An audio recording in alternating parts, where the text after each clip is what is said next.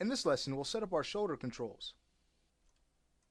For the shoulder's orientation, rather than having it matched with the shoulder bone and having it at a slant, I actually prefer to have it oriented to the world. So we get a little bit better rotation that way. So what we'll do is establish another helper that's going to be aligned to the position and orientation of our bone, and then we'll orient constrain our bone to that helper, and then we can link the helper right back to that control object. So to get started here, we'll go ahead and, of course, create the helper. Make it a point. From there, we use Alt-A to match that to the shoulder bone in orientation and position. Okay, we can rename this. This is going to be PTCTRL underscore L shoulder 01. I'll now clone this, rename it, and then go ahead and Alt-A match that to the right shoulder. Okay, now that they're in place, selecting both, we could always freeze their transformations. Alright, let's say we now take these bones and orientation constrain to the helpers.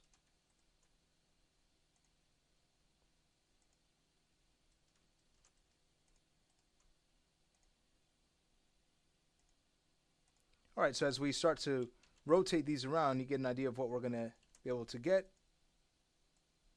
Rotational shoulder controls.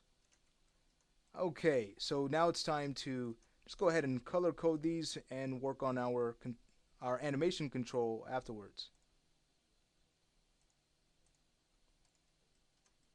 Alright, so for the animation control, maybe we could use like a slanted triangle to fit within this area here. Let's go to our Create panel, head over to Shapes, and use the Line tool. From there, we'll go to our front view and make sure that Grid Snap is going to be turned on. Activate our Snap tool. Again, we're just drawing out a triangle. Close the spline and exit our tool. Then from there, we could head over to the perspective and just use Shift-A to align this right to the shoulder bone's pivot. And turning off Snap, we can head over to our Hierarchy panel, go to Object Only, and move this out. We could also go ahead and scale this down so it's not so large.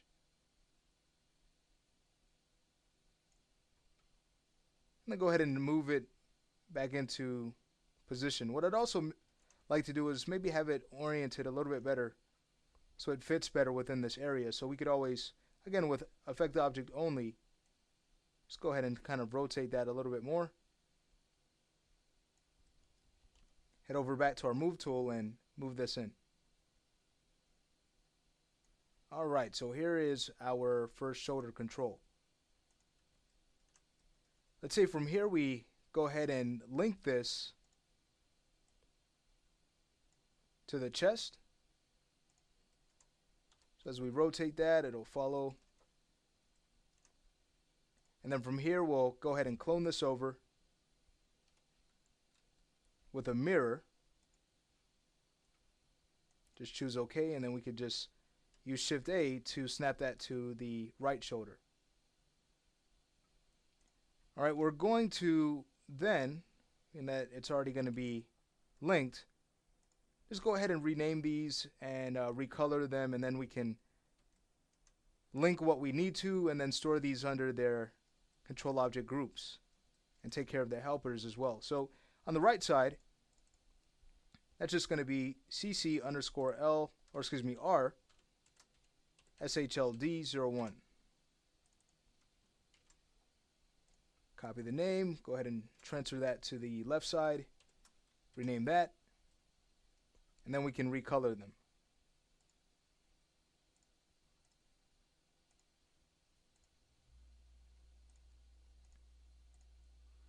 Alright, now that that's taken care of, selecting both, we'll just freeze transformations, and now we'll take these helpers and link them to the controls we've just made.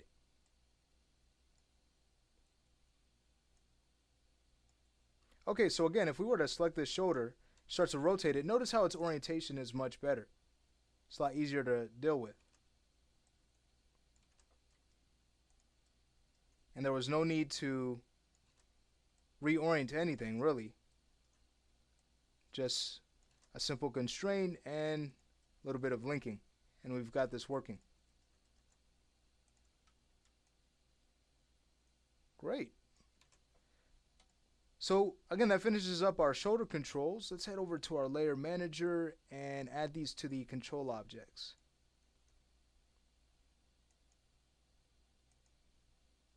And then from there we can select the helpers that we made and add those to objects to hide. Now that our shoulder controls are finished, we have next to rig the fingers. And that's what's going to happen in the next lesson.